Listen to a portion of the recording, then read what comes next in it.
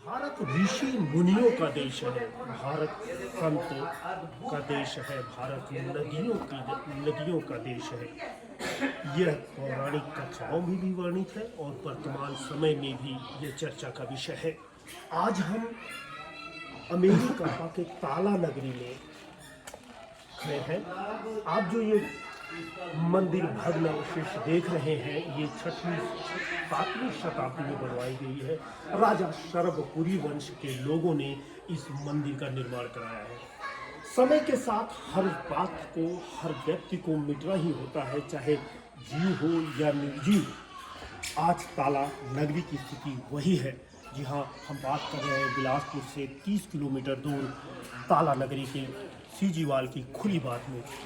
आज हमारे साथ इस ताला नगरी के बारे में चर्चा करने के लिए इसके संरक्षक प्रमुख यानी एक समिति है इस ताला नगरी को बचाने के लिए, भगवान शिव के नगर को बचाने के लिए, जिनके बारे में मैं इतना ही कह सकता हूँ कि कभी ये पत्रकार हुआ करते थे। अच्छा, यहाँ के मालगुजार भी हैं, पत्रकार भी हैं, साहित्यकार भी हैं और समाज सेवक भी हैं। राजनीति से थोड़ा बहुत इंटरेस्ट रखते हैं, लेकिन अपना सारा जीवन उन्होंने भगवान शिव के चरणों में अर्पित कर दिया। जी हाँ, मैं बात कर रहा हूँ अजय शर्मा के बारे में। अजय जी, आपका सीजीवाल में स्वागत है। नमस्कार। आज हम जिस मंदिर के सामने, थोड़ा सा उधर आप ध्यान देंगे कि भग्नावशेष मंदिर है, ऐसा बताए। हमने किताबों में पढ़ा है कि ये 6वीं 7वीं शताब्दी की मंदिर है। कि इस मंदिर के बारे में थोड़ा सा छोटा सा ब्रीफ, ये है कौन सा मंदिर? यहाँ पर जो 2 मंदिरें हैं, देवरानी जेठानी। हम देवरानी मंदिर पर खड़े हैं। ये भगवान रुद्रशिव को समर्पित मंदिर है। और बगल में जो मंदिर है उसे जेठानी मंदिर कहते हैं। इस नाम के पीछे कुछ तथ्य होगा। देवरानी जेठानी मंदिर भगवान शिव का मंदिर है, तो क्या इसके पीछे क्या तथ्य है? दरअसल में शरभपुरी शासकों की राजधानी शिरपुर रही है और ये वैभवशाली साम्राज्य था। क्योंकि ये ताला गांव जो है ये तपोस्थली के रूप में था और मनियारी और शिवनाथ के संगम के त्रिकोण में है ये।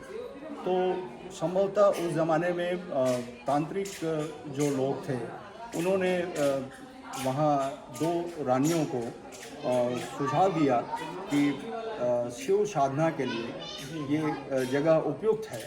तो देवरानी और जेठानी 2 रानियाँ जो थीं, उनका नाम इतिहास में दर्ज नहीं है, मगर उसी कारण से इस मंदिर को देवरानी जेठानी के नाम से हम लोग जानते हैं कि वदंती है। शर्मा जी, थोड़ा मैं चाहूँगा कि मंदिर की तरफ ले चले।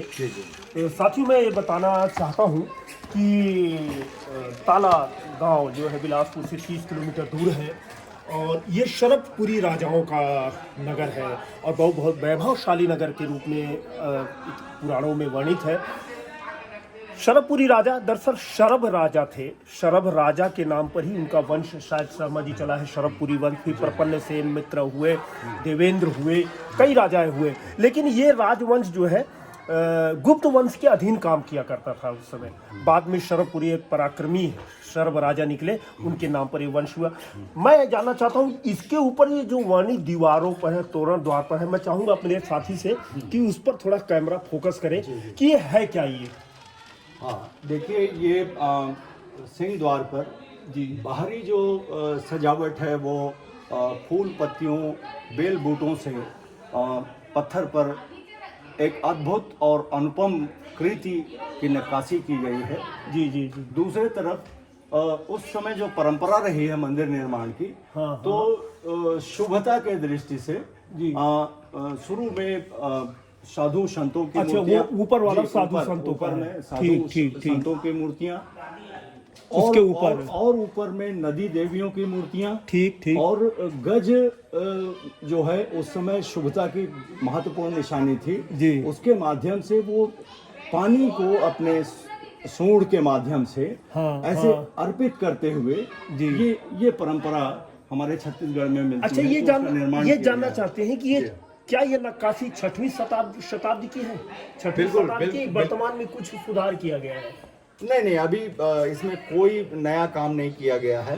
प्राचीन धरोहर जो हमको मिला हुआ है वो जस की तस है। ये 5वीं छठवीं शताब्दी में इस मंदिर का निर्माण किया गया था। ये पुरातत्व ने साबित किया एक है। जानकारी मुझे बताएंगे कि अभी कुछ देर पहले हम लोग बातचीत कर रहे थे, यहाँ पर जुआ खेलने का कोई सीन है। आपने बताया था कि माँ पार्वती और भगवान शंकर जुआ खोल रहे थे और नंदी महाराज को भी दांव में लगा दिए। जी, ये जो कीर्ति मुख के नीचे पे जो, मैं चाहूंगा मेरे साथी आ जाए ऊपर। आइए। हाँ, बताइए। ये कीर्ति मुख जो है, जी। उभरा हुआ जो चित्र दिख रहा है, ये वाला। हाँ, ये ऊपर में उसके जस्ट नीचे में जो चित्र बनाए गए हैं वो माने द्युत खेलते हुए शंकर और पार्वती जी का वो चित्रण किया गया है। उसी तरीके से ये क्या बोलते हैं, गणिकाओं का मतलब वो है। अच्छा, जो मनोरंजन, हाँ, उनका विषय है।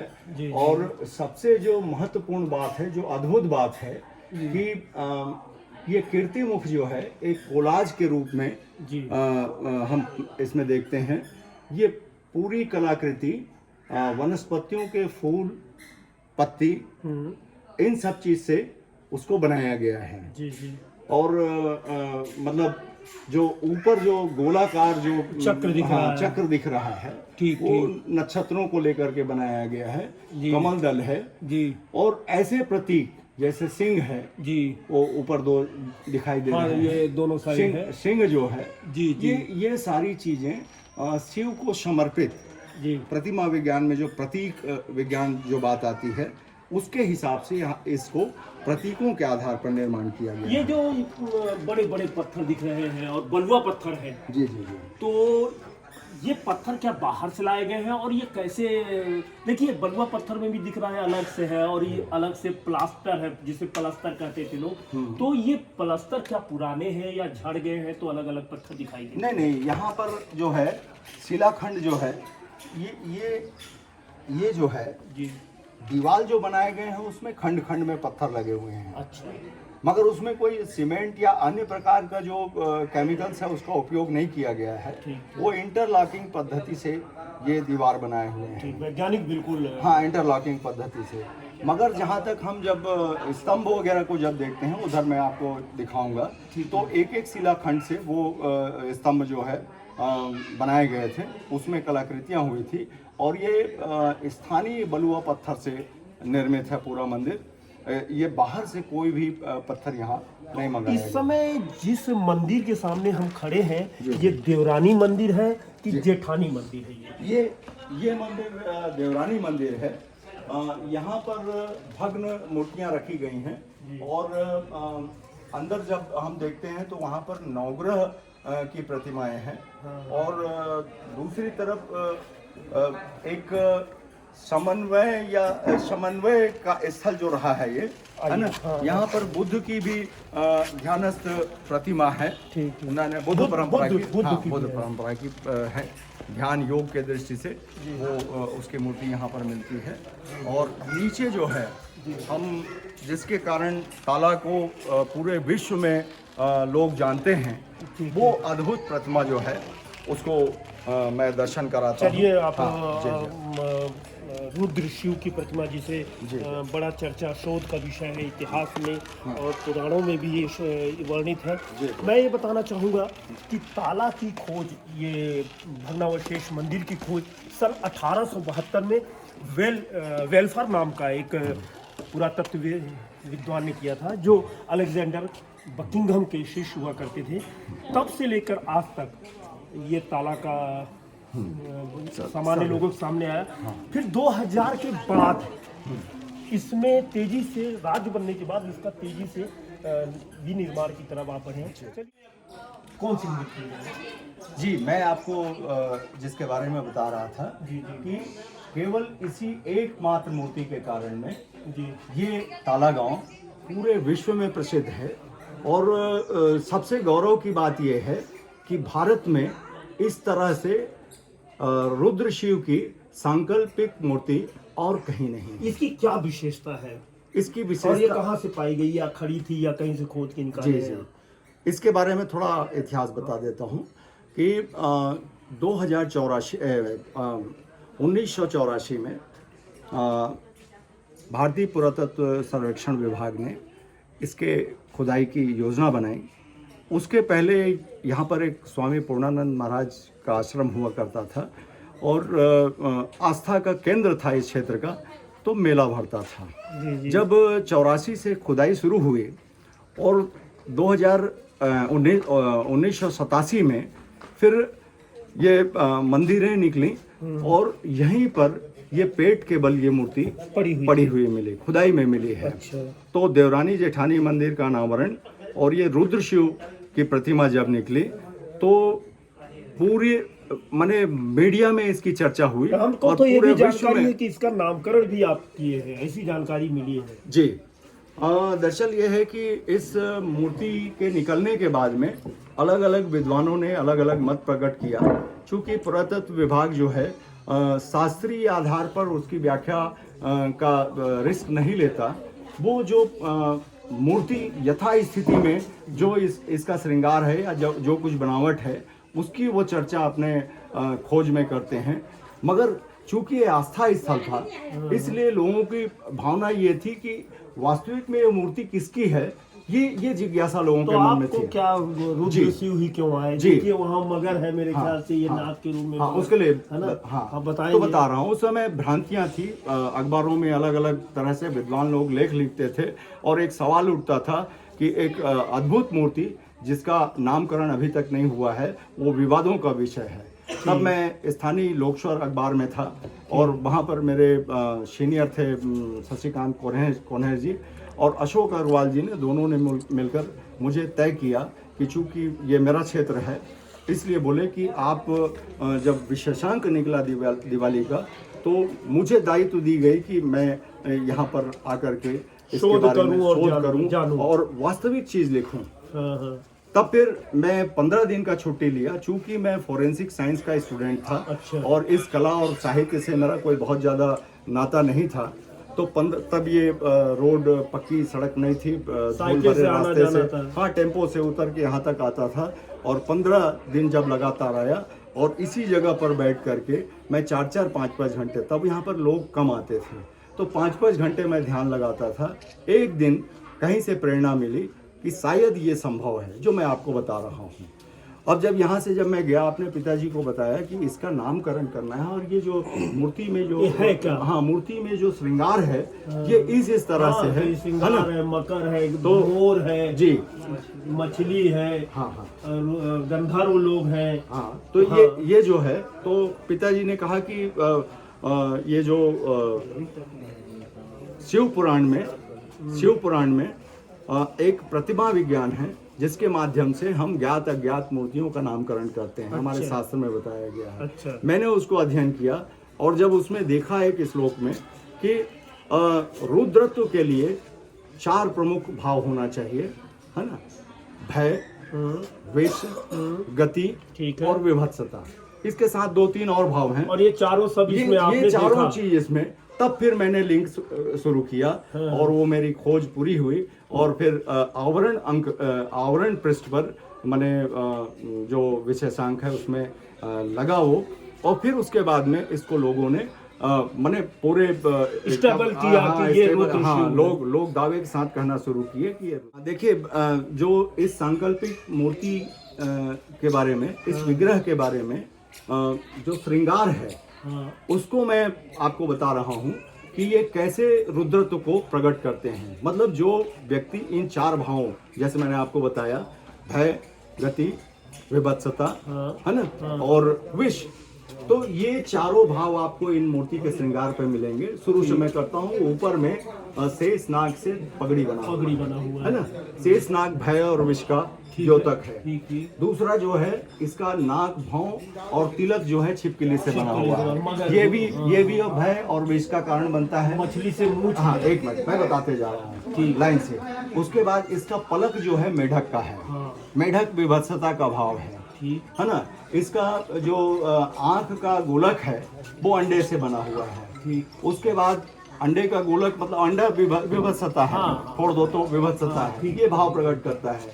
मछली जो है जलचर राशियों में सबसे तेज गति से धावक है ना। तो ये गति के प्रामाणिकता माने एक नंबर को दिखाता है, इसलिए उस अनाम कलाकार ने इसे इसको मूंछ के रूप में और फिट बैठा है। आन बान शान जी, बना दिया। आन बान शान। उसके बाद में ठुड्डी केकड़े का है।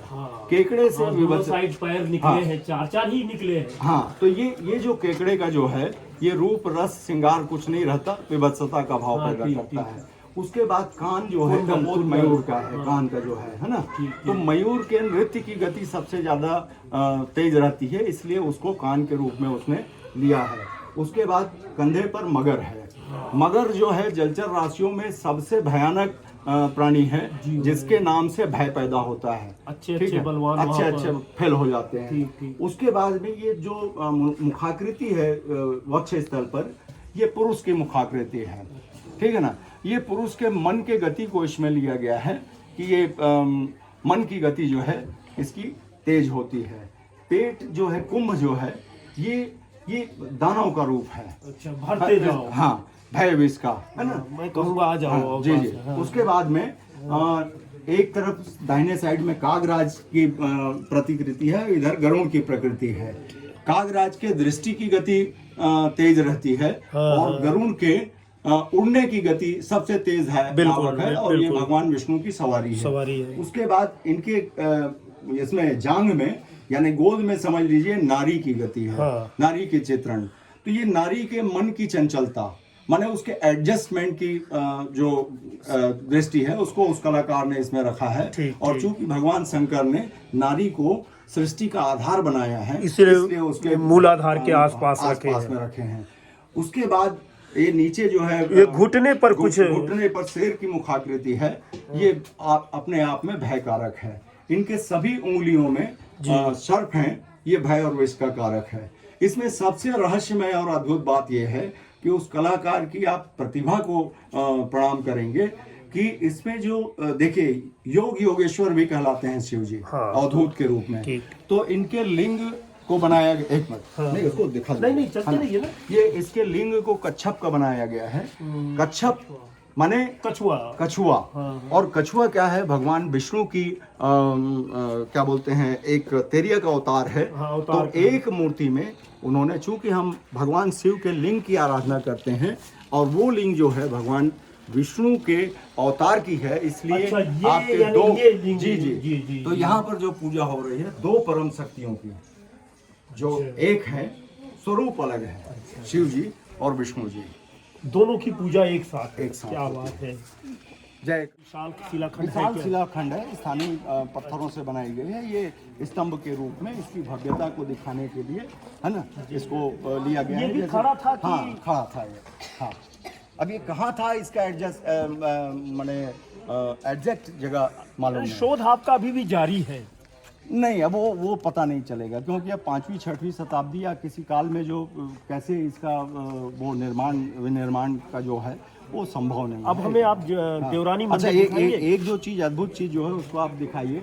ये दक्षराज प्रजापति की मूर्ति है। ये दक्षराज प्रजापति वो जो सींग निकले हैं, ये वाली बता रहे हैं? नहीं, ये नीचे गधे वाला मूड जो है, बकरी वाला मूड जो है, बकरे वाला। जी, ये क्या है? ये दक्षराज भगवान के रुद्र शिव के रुद्रावतार। अच्छा, ससुर जी है, ससुर जी यज्ञ में। हाँ, समझ गया। ठीक। अच्छा, आप यहाँ कुछ विशेष प्रतीक चिन्ह दिखाने वाले थे। गुरु घासीदास विश्वविद्यालय ने जिसे स्वीकार किया है, वो कौन सा चित्र है, क्या है? ये सहस्त्र कमल दल है। ये हाँ, जब बिलासपुर में गुरु घासीदास विश्वविद्यालय खोलने की जब घोषणा हुई, तब उस समय वहाँ के अधिकारियों ने इस सहस्त्र कमल दल को देख करके, है ना, वे आए थे। हाँ, वो यहाँ आए हैं और उसके बाद में इसकी फोटो जो है ले करके उसको अपने मोनो में उन्होंने स्थान दिया है। और इसकी क्या विशेषता है शर्मा जी? सहस्त्र कमल दल, उन्होंने जो गुरु घासीदास विश्वविद्यालय ने इसको स्वीकार किया, इसके पीछे कुछ तर्क तो होगा ही? जी, दरअसल में एक तो ये है कि कमल दल जो है ये माँ लक्ष्मी की प्रिय मतलब वो है, पुष्प है। जी। और हम उनको कमलालय बोलते हैं माँ लक्ष्मी को। अच्छा, तो चूंकि माँ लक्ष्मी की जब कृपा होती है तो धन, यश, कीर्ति, संपदा और माता बुद्धि, सरस्वती के माँ बाद माता, अब माँ लक्ष्मी आपके हाँ, जीवन में हाँ, अकूत धन वर्षा जी, करें, जी, इसीलिए इसको जी। स्वीकार किया गया। दूसरी बात यह है कि योग प्रक्रिया के दृष्टि से व्यक्तित्व को उभारने के लिए जो हम योग में सबसे परम जो चीज़ देखते हैं ठीक। कि आपका जो बुद्धि है ना, वो सहस्त्र कमल दल की तरह खिल जाए आनंद के लिए, प्रसन्न चित्त रहे, प्रसन्न जीवन चित्त हो रहे हैं। तो जब विश्वविद्यालय ने इसलिए इसको लिया कि एक जो विद्यार्थी है वो शिक्षा और ज्ञान प्राप्त करके पुष्प की तरह खिल जाए, प्रफुल्लित हो, हाँ, सुगंधित हो, सुवासित हो, जी, जिसे जी, कहते हैं। जी, जी। आपके पीछे जस्ट ये क्या है, ये भग्नावशेष? ये जो है जेठानी मंदिर कहते आइए हैं। इधर आ जाइए, आराम से बताइए। हाँ, ये जेठानी मंदिर है और इसको हम महालक्ष्मी मंदिर के रूप में भी बोलते हैं और ये प्रतीक विज्ञान के आधार पर है। वही इसमें- देवरानी जेठानी जो जी अभी जी आपने, जी हाँ, जी। तो बताया। हम इसको माँ गौरी के महालक्ष्मी स्वरूप में मानते हैं इसको, इस मंदिर को। इस मंदिर को। और इसके निर्माण में जहाँ कहीं भी कोई चित्रण हुआ है जी। वो सब के सब लक्ष्मी जी को प्रिय वस्तुएं है ना, या प्रिय प्राणी जो कुछ भी है उन्हीं का चित्रण करके इसको महालक्ष्मी मंदिर के रूप में निर्मित किया गया था। जैसे ये सामने देख रहे हैं हाँ, आप, ये गजमुख है जी, और जी। ये देख रहा हूँ सब बड़े बड़े एक ही पत्थर दिख रहे हैं। ये गजमुख वगैरह है और उधर चल के हम बताते हैं कि ये कैसे इसको हम प्रतीक के आधार पर माँ लक्ष्मी का मंदिर। आप क्या ये मंदिर का पीछे वाला भाग है या मंदिर का ही आगे वाला? ये प्रवेश द्वार है। अच्छा, चलते हैं थोड़ा अंदर ले चलेंगे घुमाने। यहीं से मैं आपको पहले बताना शुरू कर दूं, क्योंकि ये एक तो 9 सीढ़ियों के बाद में गर्भगृह है। अच्छा, ये 9 नवग्रह मंदिर सीढ़ी, के यहाँ तो 2 ही सीढ़ी दिख रही है। नहीं, आगे बढ़ते जाएंगे। दूसरी बात इसको देखिए, ये जो स्तंभ है अच्छा। इसमें एक देखिए ये घट का जो चित्रण है, ये है ना, ये घट है, ये हाँ, कलश है, ये कलश कलश कलश का मतलब ये है। हाँ, और ये भार साधक के रूप में है ना, ये भार साधक के रूप ये? में जी। हाँ, गर्दन बड़ा लचका हुआ, हाँ, गर्दन भार दिखाई भार दे रहा है। साधक का है। इधर शेर वगैरह के ये मतलब इधर दृश्य कहेंगे हैं। भाई, जी जी। इधर भी थोड़ा दिखा दीजिए। ये शेर है, शेर ये भी भार साधक है। हाँ, भार साधक है, भार साधक के रूप में। अब दूसरी बात, ये देखिए यहाँ पर शेर जो है ये एक खिड़की से झांकते हुए, ये परिकल्पना है कि ये माता की सवारी है अन्य रूप में जगत जननी की। अच्छा, जब है ना? मंदिर कंप्लीट रहे होंगे जी जी जी, तो वो शेर इंतजार करता होगा हाँ, कि माता जी अब जाने वाली जी है। जी। ये देखिए, जैसे ये इस मूर्ति को देखिए, ये है ना? क्या है, ये हाँ, मूर्ति? ये बिल्ली का मतलब वो है। ये भार साधक जो है, अच्छा, ये आपको दिखाई दे रहे हैं, ठीक है ना। ठीक। और सबसे अद्भुत बात ये है जो यक्ष यक्षिणी का जो हमने कहा, एक अच्छा, विशाल वो यक्ष, उधर एक पड़ा हुआ हाँ, है कमर हाँ, से कटा हुआ। हाँ, विशाल यक्ष का। हाँ। और उसमें आप ये नजदीक से आप हाँ, आप जा सकते हैं। हाँ, उसमें उसके बाल का श्रृंगार देख लीजिए, करली हेयर के रूप में उसको। मैं बात यहाँ की ये हाँ हाँ हाँ अच्छा, बस थोड़ा सा रुक जाए। हाँ आप ये करली शेर कर रहे हैं। हाँ अच्छा, आप आ सकते हैं ना? हाँ हाँ हाँ, आइए चलिए। ना, आप आइए। तो ये देवरानी जेठानी मंदिर का, ये जेठानी मंदिर है। जेठानी मंदिर का ये जो आप लोग देख रहे हैं, हाँ। एक यक्षिणी का सिर वाला भाग है, हाँ। और ये बाँह है, हाँ। और इसमें कुछ हाथ में ली हुई है, और आधा ये टुकड़ा। यक्ष का मतलब वो है हिस्सा, जी, है ना। इसमें आप इसका जूम करिए, इसका बाल जो है, करली हेयर का ये- श्रृंगार देखिए। ये श्रृंगार जो है, अच्छा। मैंने 1500 साल पहले हाँ। महिलाएं जो श्रृंगार करती थी, अच्छा, आज से ज्यादा मॉडर्न है।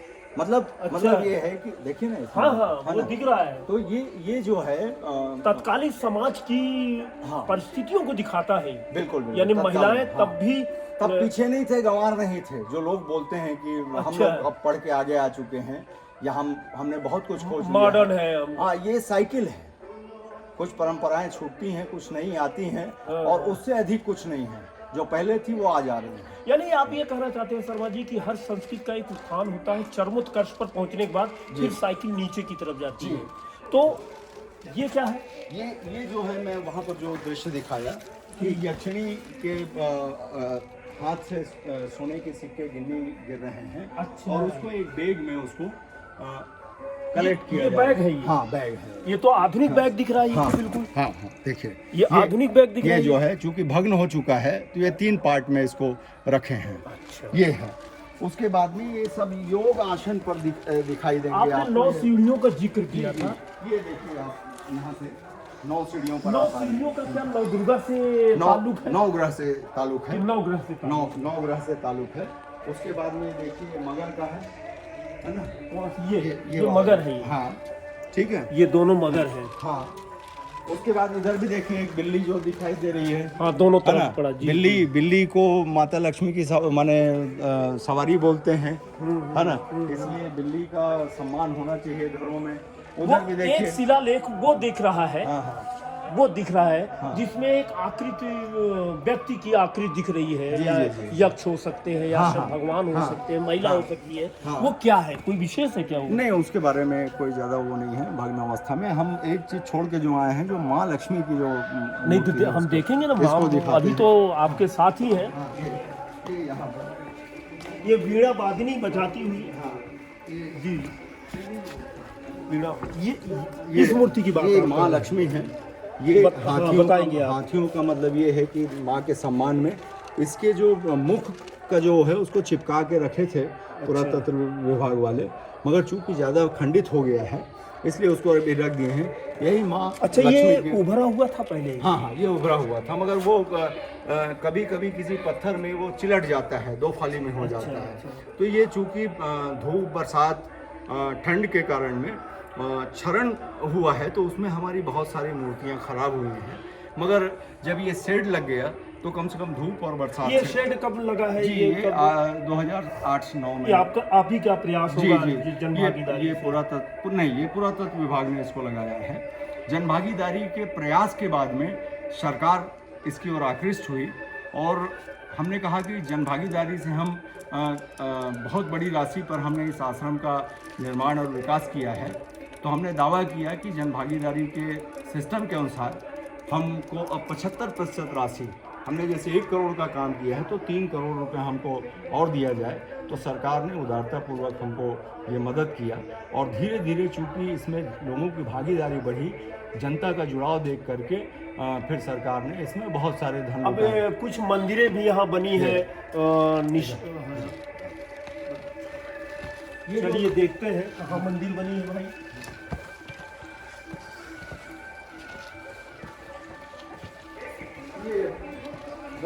मतलब ये है कि यहाँ पर मतलब वो था।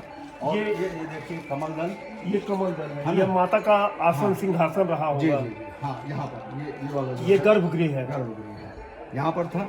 उसके बाद में सभी आकृति आपको माँ लक्ष्मी से जुड़ी हुई आकृतियाँ मिलेंगी। साथियों मैं ये बताना चाहता हूँ, इस समय हम लोग जेठानी मंदिर के जेठानी मंदिर गर्भगृह में खड़े हैं जी। और ये मंदिर देवरानी जेठानी मंदिर महाराजा की 2 रानियों के तपोस्थल के बाद निर्मित हुई है मंदिर है। और यह स्थान शिवनाथ नदी और मनियारी नदी के संगम पर स्थित है, त्रिकोण पर स्थित है। और आप लोग, मैं कहूँगा कैमरा थोड़ा जूम करेंगे, दिखेंगे कि पीछे की तरफ वो जन भागीदारी के प्रयास से अजय शर्मा जी और लोगों ने, ग्रामवासी के लोगों ने प्रशासन के सहयोग से एक मनियारी नदी पर बहुत सुंदर नौकायन के लिए एक बुनियाद तैयार किया है। और हम उस नदी के तट पर भी जाएंगे और वहाँ देखेंगे कि ये मंदिर के जो संरक्षण से पहले कभी पूर्णानंद मंदिर है और राम जानकी मंदिर है। एक बात बहुत महत्वपूर्ण मेरे को एक जानकारी, इसमें कितनी सच्चाई है, ये निषादों के बस्ती है, आसपास बहुत निषाद हैं, शैव समुदाय के लोग यहाँ रहते हैं। 2 कदम में खोदो तो भगवान शिव की मूर्ति निकल आती है। इसमें कितनी बात में सच्चाई है? बिल्कुल ये सही है। प्राचीन काल से हमारे निषाद भाई जो हैं, चूँकि उनका रोजगार और व्यवसाय था मत्स्य पालन, मत्स्य आखेट, और इसके कारण भी वो नदियों के किनारे में बसा करते थे और राम भक्त थे। इसलिए पूरे भारत देश में, न केवल ताला बल्कि भारत देश के सभी नदी घाटों में इस समाज के द्वारा बड़े बड़े मंदिर और धर्मशालाएं बनाई गई हैं। यहाँ भी हमारे निषाद भाइयों ने, स्थानीय राज के जो निषाद लोग हैं, उन्होंने राम मंदिर आज से 80-90 साल पहले निर्माण यहाँ किया है तो तालाब में। अभी आप दिखाएंगे? जी चलिए। इसी मंदिर का जिक्र कर रहे थे कि निषादों ने इसे 70-80 साल पहले बताया। जी, तो ये भगवान शिव के बगल में ही ठीक भगवान राम का मंदिर। जी, जी। इसका निर्माण काल या इसके पीछे उद्देश्य क्या रहा होगा? इसका निर्माण स्वाभाविक रूप से अच्छा। हमारे निषाद भाई जो हैं राम भक्त हैं और उनका इस क्षेत्र में बहुत बड़ी आबादी है, पूरे नदी किनारे किनारे, क्योंकि ये मनियारी शिवनाथ और अर्पा का एक बॉक्स है जो घिरा हुआ है ये क्षेत्र। अच्छा। तो इनकी एक राज व्यवस्था होती है समाज की, निषाद समाज की। तो इस बिल्हा राज की माने ताला राज के लोगों ने चलते ये चलते बात करते हैं। निर्माण और करवाया। हम लोग जी। सिद्धनाथ मंदिर की तरफ जा रहे हैं। जी जी तो ये सिद्धनाथ मंदिर की विशेषता है, ये हम लोगों ने ज्यादातर इसे प्रतियोगी परीक्षाओं में पढ़ा है। जी, जी। सिद्धनाथ मंदिर, पूना नामदेव की मंदिर, ताला गांव, जेठानी मंदिर, देवरानी मंदिर, हर के पीछे एक महिमा जुड़ी हुई है। इस सिद्धनाथ मंदिर के पीछे क्या महिमा है? एक्चुअल में ये बहुत प्राचीन मतलब ये है, इस स्थल को ये जब मिट्टी के टीले में ढकी हुई थी, उसके पहले भी परंपरा के अनुसार हमारे पुरखों ने इस स्थान को देउर के नाम से पूजा है। अच्छा। देउर माने देवता जहाँ पर रहते हैं उस स्थान के रूप में। यहाँ पर बड़े बड़े इमली के झाड़ हुआ करते थे, मगर माघ पूर्णिमा के दिन में यहाँ पर मेला का आयोजन होता था और भागवत कथा का भी आयोजन होता था, शिव पुराण का भी आयोजन होता है। एक बार हम भक्त से बात करते हैं। जी, जी। ये देउर बाबा का महिमा आप थोड़ा बताएंगे, क्या है? भगवान भोलेनाथ बैठे हैं या कोई और बैठा है? इससे पुराना और ऐसा मूर्ति विश्व में नहीं है। अच्छा। देवरानी जेठानी मंदिर रुद्र शिव ताला, उसी के नाम से ये जगह फेमस है। और सिद्धनाथ मंदिर को मेन मंदिर इसलिए बताते हैं कि इसी का पूजा शुरू से होते आया है आदम जमाना से। और 14 तरफ 6 डिग्री इसकी एरिया है। हमारे सिद्धनाथ मंदिर के नाम से रजिस्टर्ड है कि जिसकी नाम लिखा कभी समिति पंचायत है।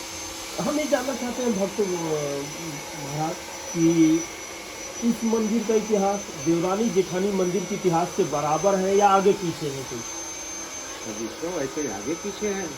पहले मंदिर वो बना, फिर भगवान शंकर को हाँ, स्थापित उसी किया। को देख करके ये बना है। ये कब का है, कुछ आइडिया नहीं है इसका आपको? कम से कम 70-80 साल के आसपास हो रहा है। अच्छा, ये मूर्ति को कहीं से लाए हैं कि यहीं पर था ये मूर्ति? ये जो इस साइड में है ना, जी। वो अति प्राचीन है, वो कब का है उसको नहीं बता पाते। अच्छा। और जो नीचे साइड में है ना, जी, जी। उसको कम से कम 70-80 के आसपास हो रहा है प्रतिष्ठा के लिए। और जो ऊपर में रखा है उसको 15-16 साल के आसपास हो। अच्छा, ऊपर जो शिवलिंग रखी है। जी। तो शर्मा जी, ये दो प्रकार की मूर्तियां यहाँ दिखी कि एक आदिकालीन मूर्ति है, मेरे ख्याल से 5वीं 6वीं शताब्दी की होगी, और एक दूसरी की समय के साथ मूर्तियां भी आकर्षक हुई और लोगों का रुझान भी बढ़ा, तो मूर्ति नहीं आएगी 15। सामने मनियारी नदी का सुंदर दृश्य दिखाई दे रहा है। मनियारी नदी, जैसा कि हमने पिछले आधे घंटे की बातचीत के दौरान ताला गांव मनियारी नदी और शिवनाथ नदी के संगम पर बसा हुआ है। ताला गांव के मनियारी तट पर ही प्रदेश का सबसे बड़ा महोत्सव होता है, ताला महोत्सव। यहाँ पर देश विदेश के मजे हुए कलाकार आते हैं और अपनी प्रतिभा का प्रदर्शन करते हैं। फिल्म स्थानीय स्तर पर जो फिल्म की शूटिंग होती है, वहाँ वे लोग भी यहाँ पर आकर इस बेहंगम दृश्य का फिल्मांकन करते हैं। साथ ही बड़े बड़े कलाकार, चाहे लक्ष्मण मस्तूरिया हो, चाहे रामेश्वर वैष्णव हो, इन जैसे बड़े हस्तियां यहाँ पर आई हैं। और इस नदी के किनारे की सबसे बड़ी विशेषता है, मैं कहूँगा अपने साथी से कि थोड़ा सा दिखाएं ये मंच।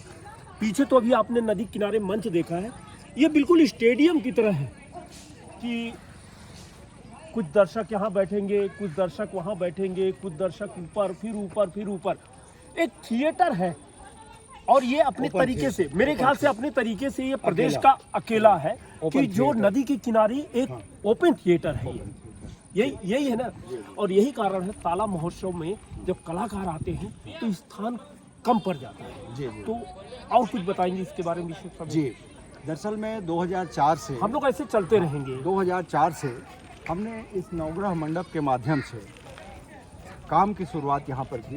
हमने आह्वान किया कि जनता की भागीदारी जरूरी है, और जब हम आगे बढ़ेंगे तो सरकार भी हमारे पीछे चले। हम लोग थोड़ा सीढ़ी का भी आनंद ले लें।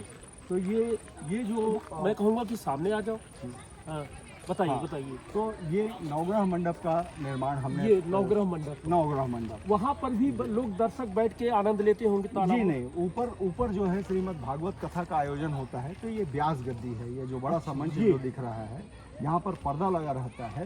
वो एक पार्ट हो जाता है, वो धार्मिक कथा का आयोजन 2 बजे से 5 बजे तक वहाँ होता है। बैठेंगे व्यास जी और हाँ। उधर वे लोग उधर अपना- उस प्रांगण में धार्मिक अच्छा। कार्यक्रम का और आयोजन। यहाँ पर ओपन थिएटर कलाकार रहेंगे जी। पीछे मंडप में। हाँ। और इसका ओपन थिएटर का जी आनंद जी, लेंगे। ये रात में कार्यक्रम होता है, वो दिन में होता है। कैसा ये दृश्य दिखता होगा ये? अद्भुत अद्भुत। इसमें बिजली के लट्टू जब लगे रहते हैं और इसकी सजावट जब होती है तो लोगों को माने अपने आप आकर्षित करता है ये स्थान। और कलाकार जो हैं छत्तीसगढ़ के जो भी कौन कलाकार आए हैं थोड़ा सा इसमें इसमें? हाँ, इसमें देखिए वासंती वैष्णव से लेकर के अनुज शर्मा जी फिल्म कलाकार और खुमान लाल साव जी, दीपक चंद्राकर जी, ममता चंद्राकर जी और सभी नामचीन जो कलाकार हैं। लक्ष्मण मसूरिया छत्तीसगढ़। अपने समय में हाँ, भी आके सब, यहाँ सब। प्रेजेंटेशन और देते मजे थे। की बात यह है कि वासंती वैष्णव के कार्यक्रम को लोग बोलते थे कि असफल होगा, मगर यहाँ पर 10,000 लोगों ने बैठ के उनके कार्यक्रम की सराहना की। और वासंती वैष्णव जी ने कहा कि मैंने इंटरनेशनल पर अपने लेवल पर अपनी प्रस्तुति दी है, मगर भगवान रुद्रशिव के प्रांगण में आकर के मैंने अपना नृत्य उनको समर्पित किया। ये मेरे लिए सौभाग्य की बात है। चलिए और थिएटर का थोड़ा आनंद लेते चले। हाँ। तो ये अब इसकी जो धारणा है उसको मैं बता दूं, क्योंकि चलते रहिए, चलते रहिए। यहाँ पर अलग अलग जातियों के राज व्यवस्था के अनुसार बैठकें होती हैं। उसकी होती भावना है कि होती हैं आज भी तो सारे ये लोग। तो वर्ग संघर्ष है, वर्ग भेद है। नहीं, वर्ग संघर्ष नहीं है। उनके अपने जाति व्यवस्था के संचालन के लिए जो उनकी जो पंचायतें हैं, उनके नीति के अनुसार वो यहाँ बैठती हैं और भगवान को साक्षी मान करके पूर्ण रूप से न्याय ही करती हैं। ये इसका महत्वपूर्ण पार्ट है। ये सामाजिक स्तर पर खुद से है कि व्यवस्था बनाई गई है ये? नहीं, उनकी अपनी व्यवस्था क्या है, बात। अलग अलग जातियों की, और इसलिए वो राज व्यवस्था के अनुसार यहाँ बैठकें करते हैं। और साल भर में उनके न्यायालय में माने जो जाति न्यायालय है उसमें जो केसेस आते हैं, जो शिकायतें आती है, उसको इस गद्दी पर बैठ करके वो न्याय, जो उनका जो मुखिया होता है वो भगवान को साक्षी मान के निर्णय करता है। साक्षात महारुद्र यहाँ पर जी विराजे हैं। हाँ। रुद्र यहाँ पर रहते हैं जी, इसलिए उस न्याय के प्रति लोगों का समर्पण होता है। पंच परमेश्वर जो और वहाँ जो मान्य हुई बात वो मान्य है, मान्य हुई वो बात न्यायालय तक नहीं जाएगा। ताला गांव के गुजरने वाली नदी मनियारी नदी में है। मनियारी नदी से गुजर रहे हैं, नौकायन कर रहे हैं हमारे साथ ताला गांव के मंदिर के आर्किटेक्चर, ये कहा जाए समाज सेवक, साहित्यकार, पत्रकार, बाल गुजार, न जाने कितनी हुनर से वो ईश्वर ने उनमें भर रखा है। इस समय उनके साथ हम नाव पर हैं और नाव मनियारी नदी में चल रही है। हम ये जानना चाहते हैं कि ये जो किनारे किनारे मूर्तियाँ दिख रही हैं, ये क्या ये भी प्राचीन है? नहीं, ये प्राचीन नहीं है। दरअसल में हमारे राज्य में काम के बदले अनाज योजना पे काम चल रहा था। उस समय मजदूरों को काम देने के लिए ये घाट वगैरह सब बनवाए गए। तब किसी भी मत परिवर्तन का मतलब वो अधिकार आदेश नहीं था, अधिकार नहीं था। तो यहाँ तत्कालीन कलेक्टर साहब ने कहा कि पर्यटन के क्षेत्र के विकास के लिए हमको कुछ करना पड़ेगा। और चूंकि वो हमारे इस सिद्धनाथ आश्रम सेवा समिति के कार्यों से प्रभावित थे, इसलिए उन्होंने हमारे आग्रह पर काम के बदले अनाज योजना से यहाँ पर खूब मदद दिया और उसमें हमने इन चीज़ों का निर्माण करवाया। ये घाट और ये तमाम पूरा पुरानी परंपरा के अनुसार आपने चित्रकारी करवा के कहा। इसमें हम मनियारी नदी के लगभग बीच में पहुँच चुके हैं। जी। तो इसकी गहराई क्या होगी? यहाँ की गहराई 15 फीट है एनीकट के आसपास में। और हम जैसे जैसे ऊपर जाते हैं तो उथला होते जाता है। उसके बाद फिर कुछ एक आध फरलांग के बाद में फिर गहरी नदी है और हम जाके नेशनल हाईवे आपका गांव ताला गांव निषादों का गांव है। जी जी तो जी। कुछ चौपाई तो कह ही सकते हैं रामचरितमानस से, कुछ है निषाद राज पर चौपाई। और जो निषादों का गांव है, भगवान राम इस नाव से जब पार उतरे थे कुछ कहे थे, ऐसा कुछ याद है? मांगी नाव न जी जी जी, वो मांगी नाव न केवट लाना, कहीं तुम्हार मरम में जाना। ये क्या है? ये ताला गांव तो नहीं था, वो कि चित्रकूट था वो। जी जी जी। तो देखिए, निषाद राज जी के जो वंश परंपरा के लोग हैं, ठीक, वो पूरे देश में नदियों के किनारे बसे हुए हैं। उनका जो वो था, मत्स्य आखेट का काम था, मतलब परिवार के पोषण के लिए। मगर चूंकि भगवान राम की कृपा इनके समाज के राजा को मिली, और केवल एक ऐसा व्यक्ति है जो भगवान के मर्म को जानता है। और रामायण में अगर देखें हम तो पुराणों में भी जिक्र है मनियारी नदी का। हाँ जी जी, ये प्राचीन नदी है। और मनियारी नदी जो है, हम इसको मणिहारी बोलते हैं। भगवान शिव की कृपा है इस नदी पर, और इसलिए इसकी महिमा है। और जैसे ये नौकायन के बारे में मैं आपको बता दूं कि हमने यहाँ पर निषाद राज लोगों को रोजगार प्रदान करने के लिए, और जो पर्यटक आते हैं उनको नौका विहार का आनंद दिलाने के लिए 2006 में 2 नाव, ये चप्पू, हम समुद्र किनारे रहने वाले कारीगर को बुला करके ये नाव बनवाया। ये भी मत परिवर्तन के खेल में हुआ है। नहीं, ये एक्चुअल में गरीबी उन्मूलन कार्यक्रम चल रहा था। तो उस समय 2 समूह को हमने निःशुल्क में, वो देखिए यहाँ से मंदिर दिखाई दे, ये नाव हमने प्रदान किया। और आज यहाँ आकर के लोग नौकायन का आनंद लेते हैं। और इसकी एक बड़ी प्लानिंग थी। दरअसल में चप्पू वाले नाव चला करके हम इसको यहाँ से 3 किलोमीटर ऊपर चढ़ाई में जो नेशनल हाईवे है, वहाँ पर हमने एक घाट बनवाया है, नाव घाट। और ये था कि कार पार्किंग वहाँ होगी और जल मार्ग से लोग यहाँ पर आएंगे। ये एक हमारी महत्वाकांक्षा योजना है।